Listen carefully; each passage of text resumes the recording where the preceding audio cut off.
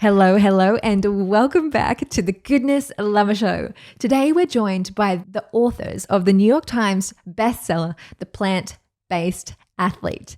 They're here to bust some myths for us. How much protein do you really need? Is whey protein a good idea? Where to get your calcium? And the new evidence for the benefits of a plant-based diet for non-athletes as well. Let's get into it.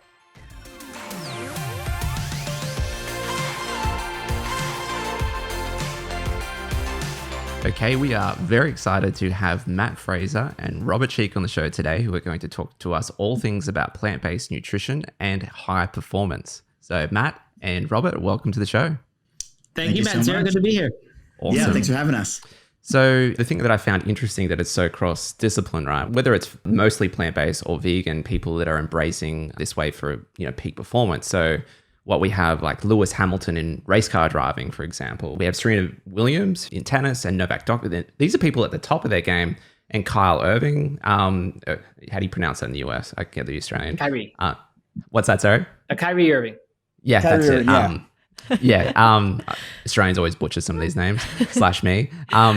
So these are people are like right at the peak of their sport. So that's what I've found really curious about this. And obviously the Game Changers picked up on this and created quite a splash as well in the scene. Absolutely. So, okay, this is intriguing. So is there emerging evidence that this is not just an elite athlete thing? Maybe you can get on this diet and get these performance benefits over a short period of time.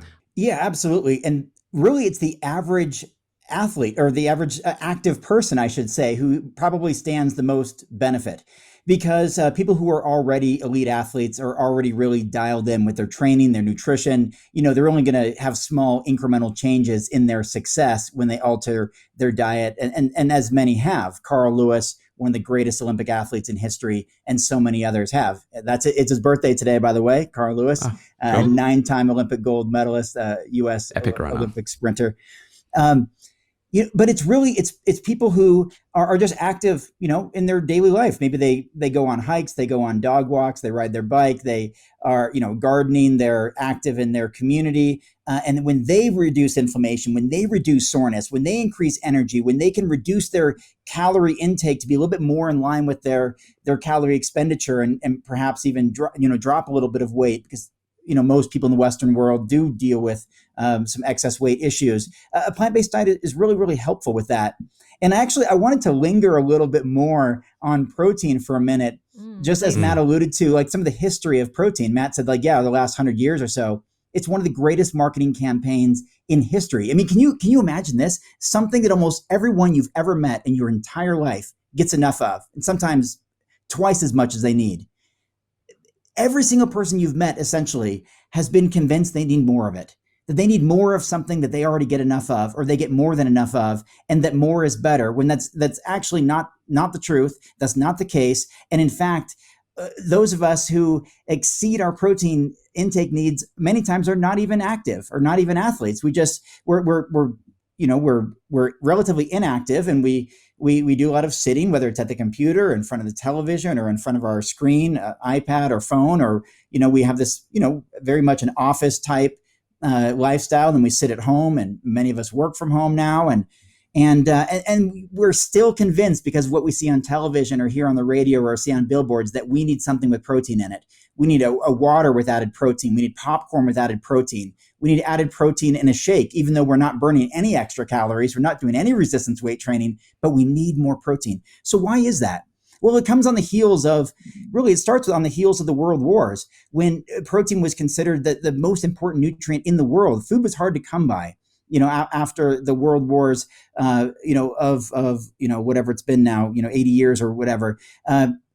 Then there was the rise of television, and there was the rise of fast food diners and family restaurants and microwaves. And we could then package protein and have it, at any meal that we want and in large quantities. And then there was this aspect of masculinity with it, where there was like this, this provider or hunter type mentality, where especially for men, you needed to have lots of protein. But there's really nothing masculine about having all the baggage that comes with the excess protein, which is the dietary cholesterol, often saturated fat, the artery clogging plaque that can actually lead to lack of blood flow, including contributing to erectile dysfunction, which plagues so many people, yet they claim to be super masculine with their high meat intake, but they don't have blood flow throughout their body, including down there. There's a disconnect there. But really, to me, the fascinating point is that you've been convinced. Everybody here listening has been convinced you need so much more of it. And you want to know something? I talk about in the book, I put in this little passage that when you buy things like a protein bar, you're actually being sold a carbohydrate or a fat bar wrapped in protein bars clothing. And just yesterday, I was in the kitchen with my wife looking at bars, and I said, this is ridiculous. Look at these bars that are labeled protein bars with their 12 grams of protein, yet they have 29 grams of carbohydrate. And since we know there's the exact same amount of calories per gram in protein and carbohydrate, there is more than 2.5 times more carbohydrate in that protein bar. It should easily be called a carbohydrate bar, not a protein bar. And then I grabbed another one. It says protein bar right on the cover. And when you factor in the actual calculation of calories and look at the fat content, knowing that fat is more than twice the amount of calories per gram at 9 compared to protein and carbohydrate, it was actually a fat bar, and carbohydrate was second because there was 19 grams of carbohydrate and 11 grams of protein, yet it was advertised as a protein bar, but it was a fat bar. So even when we're being convinced and marketed we need all this extra protein, we are consuming extra fat, extra calories, and if it's animal protein, we get possibly class 1 or class 2A carcinogens, which is a very, very dangerous thing, which has been proven to be found in processed meats and certain red meats, and especially things like deli meats and hot dogs and sausages. And then it comes with the dietary cholesterol that is only found in animal protein. It's not found in plants, and doesn't have any fiber. And fiber is something that 97% of Americans and probably a high percentage of Australians and most people don't get enough of.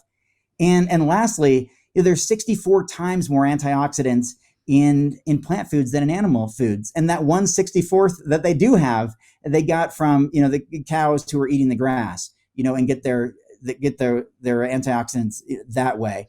And so everyone stands to benefit from adding more plants to their plate. And that's what we're saying. We're saying, we're a small group of those of us who follow a plant-based diet. We make up maybe 3% of America. And so you think about the athletes. You mentioned Novak Djokovic and Serena and Venus Williams and Kyrie Irving and Lewis Hamilton and some amazing who are the best in the world, yet they make up just such a fraction of all those athletes. And so I think what you're going to see is you can say, okay, you have these anecdotal stories and there are a few Olympians here and there, but we're such a small group of the total pool to choose from that once more people start adopting a plant-based diet and then become Olympic champions, gold medalists, world record holders, there'll be just more and more names to pull from. And you can say, you know what?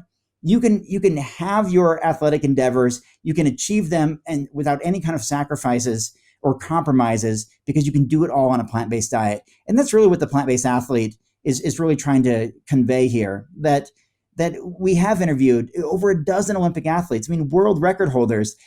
A plant-based diet didn't slow them down. It didn't prevent them from achieving what they were able to accomplish. And who knows, maybe an animal-based diet would have done it too. But the fact is, a plant-based diet did not prevent them from doing that. And that should give reason for people to at least give it a try and just be a little bit, careful with that protein intake, understanding that it's incredibly clever marketing and that the supplement industry is a $100 billion industry that may be a $200 billion industry in just a few years because we all have this idea that we need more of something that we already get enough of. Well said. So what about amino acids then? Like we know amino acids, obviously from a performance perspective, are very important, but obviously have huge downstream effects on our health.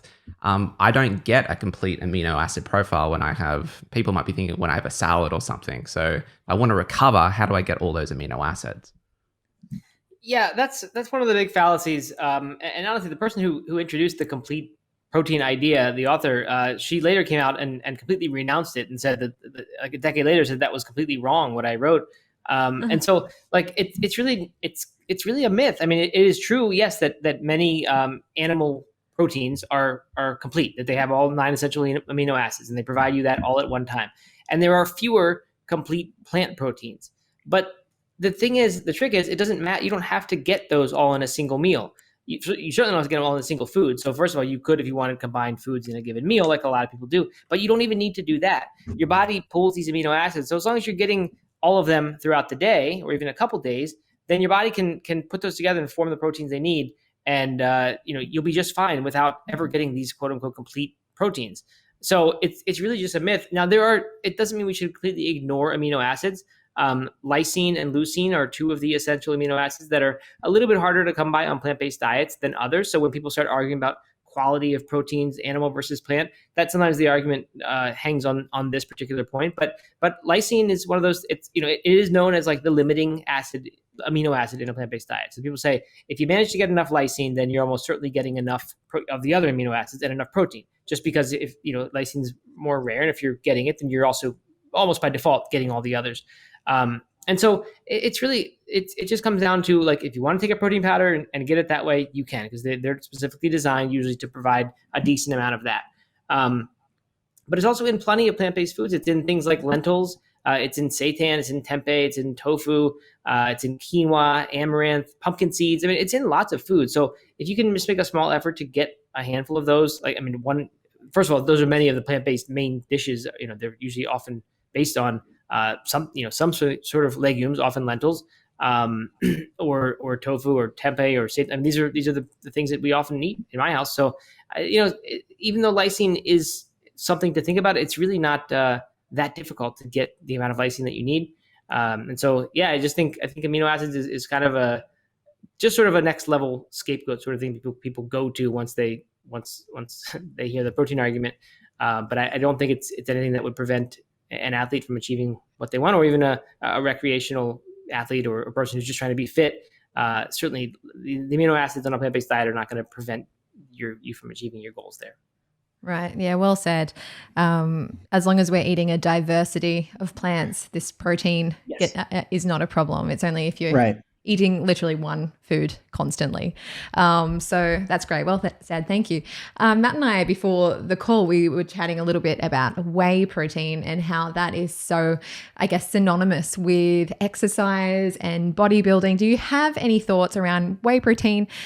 Do athletes need it? Obviously, I know your answer is going to be no, but why? Yeah, I am scared of it. I would be scared of it because whey and casein are byproducts of cheese making. When they separating curds and whey, and they've discovered maybe 4 or 5 decades ago that wait a minute, we could powderize this stuff, package it into a bottle and sell it because it's designed to be a growth contributor. Like this helps baby calves grow like crazy. They grow into big, strong cows. And I know I lived on a farm for more than 20 years. I lived right next to a dairy. Like the bordering property was a dairy farm. Like I know how this stuff works. And so you see whey has the ability to grow like crazy. A lot of big bodybuilders do whey and casein protein, which are the milk proteins. It's mostly casein. It's like 85%, I think, of milk protein is casein. And bodybuilders will even wake up during the middle of the night to have, more casein protein so they can repair muscle tissue while they sleep and all that. And I was in that bodybuilding culture for 20 years and around a lot of people who took those practices.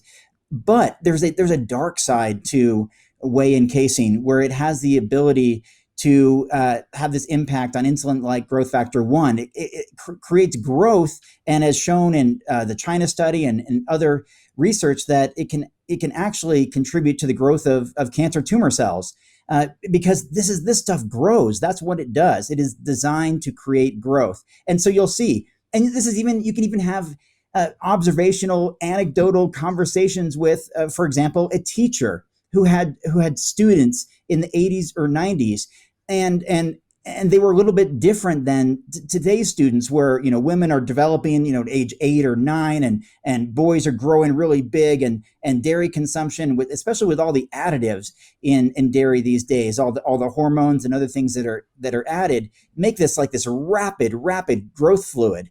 And it also begs the question, why are we the only species that still breastfeeds as adults? Like no other species does this, period. And why not breastfeed from like a giraffe? It'd be easier on your neck. You just stand there. A cow, you could get kicked in the face. a rat is too small. A cat would scratch you. A dog is, man's best friend. I don't want to go there. Like, why do we go just with this one species? And in order to get milk, how does that happen? Cow has to be pregnant, right? A cow has to be impregnated to lactate. So where does that milk come from? Well, it's there because the baby calf isn't having it. So the baby calf is removed from the equation and put into a little tiny, almost like a doghouse in these veal crates. And that baby calf ends up on the menu in fancy restaurants. And that's how we can access the milk. And then, dairy cows are subjected to this impregnation every year or so, and their babies taken away from them. And then their milk that should be going to them goes to a population of humans of which 70% are lactose intolerant from the get-go, especially people in Africa and Asia, where, it's domesticating cows and consuming their milk is just not super, super common. So whey and casein have been problematic. And Dr. T. Colin Campbell, maybe one of the greatest nutritional minds in history, who's been studying this for 65 years. He's been on the highest chairs of committees for nutrition in the United States. Of course, he sold millions and millions of copies of the China study. He did this research project with, I think, 800,000 subjects in China over the course of multiple decades. And he says, casein may be one of the most carcinogenic substances we've ever discovered. And it's no wonder. And you can have the correlation there with breast cancer and colorectal cancer rates. We're now in the U.S. I don't know what it is in Australia, but in the U.S., you're likely half the people you bump into on the street or see in a grocery store are going to develop cancer of one form or another, and casein happens to be a major contributor. So that's where some of the issues lie. And what is it about our obsession with dairy protein that for the common person? I mean, we're not like we're representing our country in the Olympic Games and waving our country's flag, or have a 7-figure contract on a major sporting team, where most of us are just recreational, active people trying to, find our own, happiness in life through activity. And whey protein, casein protein is not going to get you any closer to that happiness from my perspective. And I think the science and the literature is there as well, with its impacts on mortality and longevity, and not to mention some of the bloating and asthma and all these other mucus buildup and these irritations and things that people have as far as adverse effects with it. And it just seems to make sense that a plant-based approach is a lot better than breastfeeding as an adult. Thank you for that little paradigm shift. Good use of language. That's very shocking. But it is the reality, isn't it? When we actually close a loop and think about it. My next question for you both is, obviously muscle growth is desirable, and gets, I guess, more and more important as we age. It's super important for bone health, and as we get into the later years of life, avoiding falls and actually being able to and lowering the risk of it actually being dangerous for us. How do we gain muscle on a plant-based diet? I know that there's some considerations that usually plant-based proteins are also high in carbohydrates. So how do you really work that out when you're trying to build muscle? Yeah, I mean, really, this is again kind of still going back to the protein myth. This idea that protein is what it takes to build muscle. It's not. What it takes to build muscle is calories, and you need fat, protein, carbohydrates. You need all of them, and they happen to be in exactly the quantities we need them to be in when you just eat whole foods, and that goes for plant foods. So, Robert, he'll tell you that he gets 10% of his calories from protein, something like that. Very, very low number by most standards. My number as an endurance runner, it never would get above 15% of my calories from protein. These are not high protein numbers, and we both did really great things in these sports, relative to our potential. So it just goes back to that same idea. So like if we can dispose of that and then just say like let's think about calories and let's get them in, say get 65 to 70% of them from carbohydrates, get 10 to 15% from protein, 10 to 15% from fat. Then it's really just a question of how many calories do we need. And I don't think you need to think so much about the macronutrient balancing. Maybe for certain specific sports, perhaps for bodybuilding, if you just know it that well to how it responds to changing the macronutrient ratio a little bit to burn fat in a fat burning phase or something. Like that's kind of an exception. But again, just speaking to the average typical general person who just wants to be fit, put on some muscle, stay healthy for a lot of years, to me, that's dramatically overthinking it to worry that much about the ratio beyond the general ones that I just said. So there's a calculator that you can find online. It's called the Harris-Benedict equation or Harris-Benedict calculator. Look that up. And that'll tell you exactly how many calories, first of all, that your body burns just in the course of existing, just to keep your body running. And then it'll also factor, and this it uses your age and your weight and your gender and some other factors. But then it also uses your activity level to multiply that by a factor that will now account for how much activity. So not just how much it is to exist, but also how much based on your activity. And that'll tell you a rough estimate of your caloric intake or caloric burn in a day. And if you want to gain muscle or gain weight, then it's simply a matter of eating more calories than that. And if a pound of fat is about 3,500 calories, I don't know if that's actually the same for muscle or not, but in terms of generally speaking, if you add 500 calories a day, you'll gain about a pound a week. That's kind of a drastic increase in my opinion. So like you could add 200 calories a day and get there a little bit slower. And of course, you want to be doing some resistance training with it, or just in general, like even aerobic kind of cardiovascular training. You will add muscle to your frame. It might not be big bulky muscles, which most people honestly don't even want. But if you're talking about just long-term health, I mean, like if you look at the blue zones, which are these pockets around the world where people live the longest, the exercise they're doing, it doesn't look like the exercise that those of us do when we think this is what exercise is in the Western or in the developed world. It's gardening, or it's walking on hilly terrain, walking around their town, walking 6-10 miles a day just in the course of life, and it's hills. That's the exercise that takes that, along with nutrition. That's going to over time convert fat into muscle, and your body's going to be muscular and healthy. And those people are really great examples, not anecdotally, but scientifically, of lifestyles that produce health for many, many years. Excellent. This is I think been like hopefully a bit of a myth busting episode for a lot of people. But one myth I'd like to also address with particularly perhaps some of our audience that are worried about bone density and calcium. We touched on the dairy issue. So what do we do about that? If people are worried about that, obviously for their independence going into their later years of life, how do you maintain adequate calcium levels or bone density levels? Yeah, that's a great question. And it just so happens that the countries around the world with the highest consumption of dairy have the highest number of bone fractures. They break the most bones. Like dairy is not a wonderful source of calcium. In fact, I don't even think it's a very good source of calcium.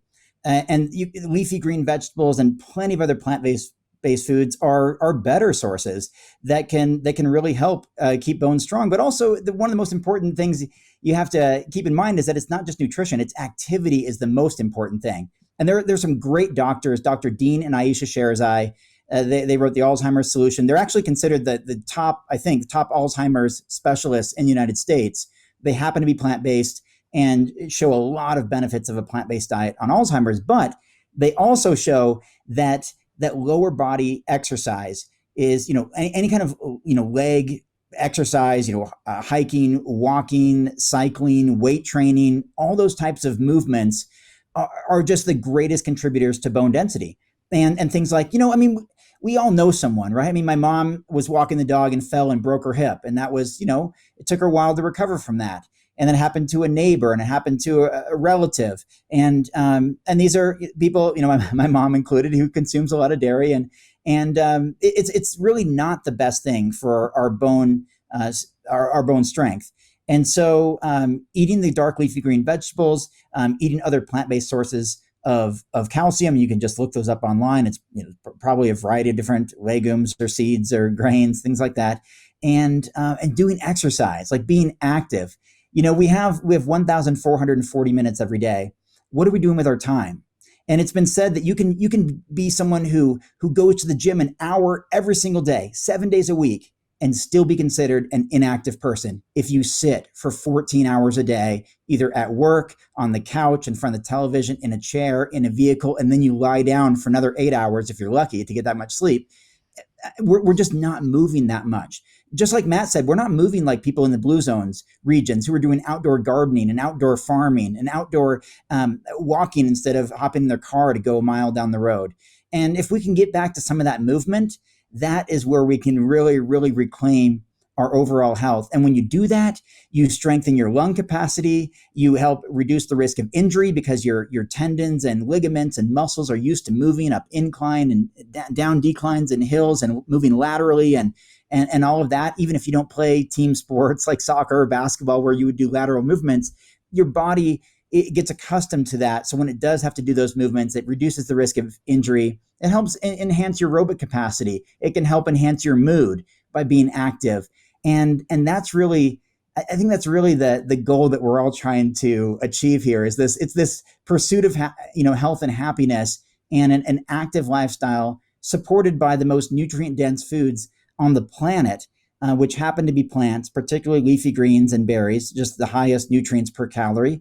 That is a combination to achieve that. So really, we encourage people to be active. We encourage you to add more color to your plate, add more diversity of particularly fruits and vegetables. Those just have the highest levels of micronutrients, the vitamins, minerals, antioxidants, fiber, these things that are just so concentrated in those types of foods.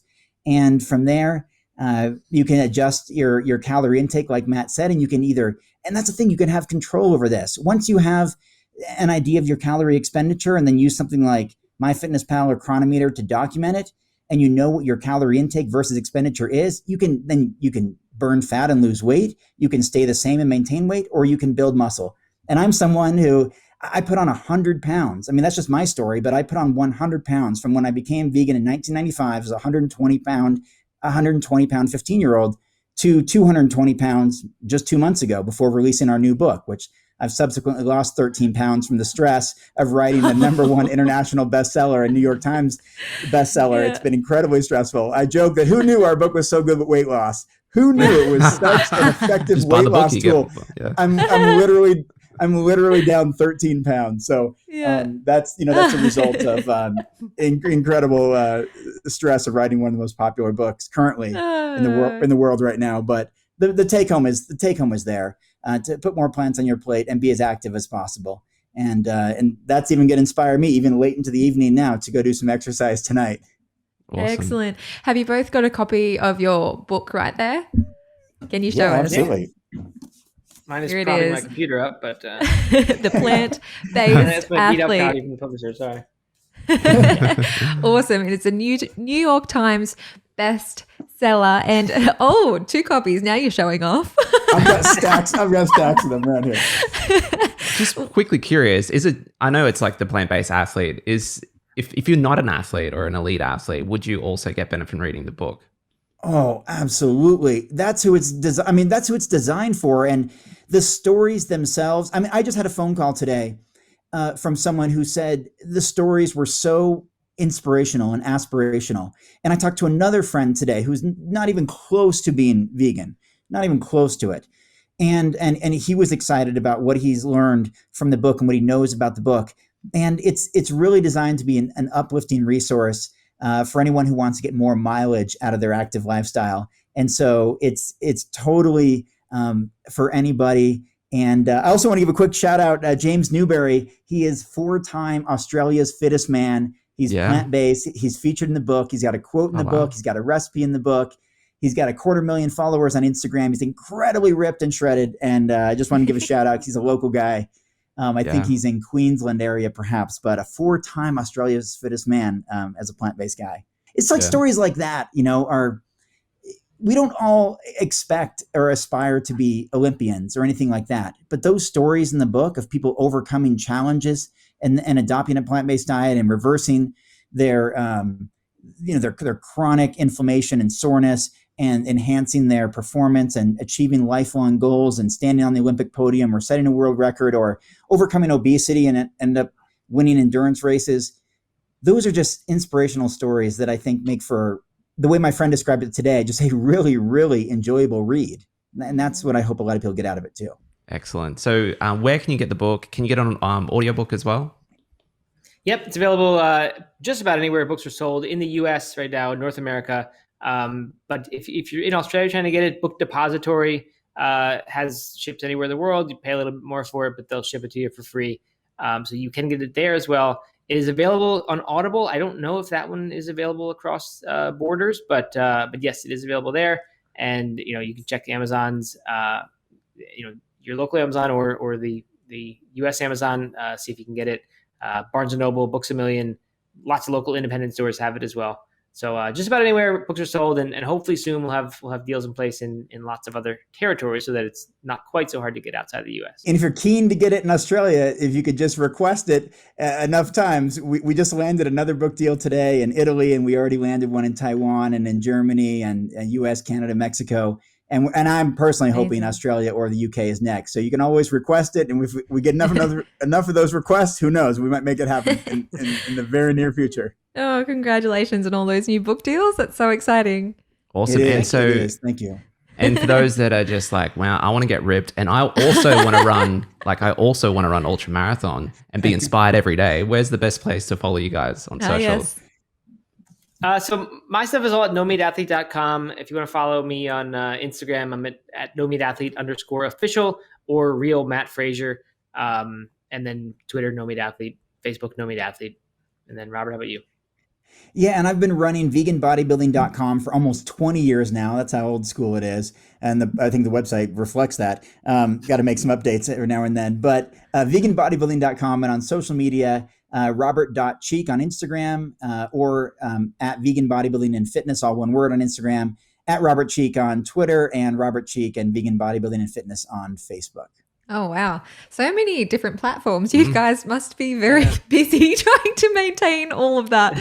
Well, awesome. We have enjoyed today's call so much. Thank you both for joining us and busting those myths. We're already excited to have a copy in our hands, but we'll get the Audible as well because that's totally our vibe. Do you both read it? We don't. There's an actor who reads it. There's an actor who reads it. I'll just have to put your voices on top of him. Yeah, just imagine. Yeah, awesome. He's great. I've heard parts of it. My wife has the Audible. My friend listened to the Audible today. He enjoyed it. Another one of the athletes featured in the book played the Audible version of his story on Instagram today. He even got emotional listening to his own story because it was a really dramatic story of achievement, and he was listening to the Audible. So there's a great actor named Jamie who did that for us. Oh, awesome. Excellent. Well, if any of you have not got the book yet, definitely get a copy from all the places that the guys mentioned before, which seems very accessible. Thanks for getting it everywhere. That's very handy. And good luck with all your future book deals. And we're excited to see how the rest of your journey unfolds. All right. Thanks a lot. Thanks for having us on. Yeah. Thank you, Matt and Sarah. Really appreciate it. What a great interview. Yeah, lovely guys. That was a summary of a lot of arguments Sarah and I have had over the years. So I will be presenting certain evidence around branched chain amino acids and whey protein, and we would argue and fight about it. So that was a little insight into our nutritional debates over the years. So it's been really cool to see that new science, and particularly in years 2020 and 21, that have come out and supported what they were saying, which is really explosive information to a massive multi-billion-dollar industry. So, but let us know your thoughts in the comments below. We know many of you that are perhaps not vegan, but are maybe considering a plant-based option. Would love to hear from you. What did you get out of it? Was there any aha moments or still some questions? We would Parts you didn't agree with. Yeah. We love the discussion, so let us know. And we would also love to highlight our amazing Goodness Lover Inner Circle. This is where you will get the opportunity to come and do a deeper journey with us. We talk to experts every single month on live calls. So this is where we do our live calls to our members only and give you exclusive membership content every single week to keep you inspired, educated, and will give you a bit of a path forward for where you can go on your nutritional journey. Well, that's it for this week. Remember to like and subscribe and review. It means a lot to us. It really helps the channel grow. See you next week.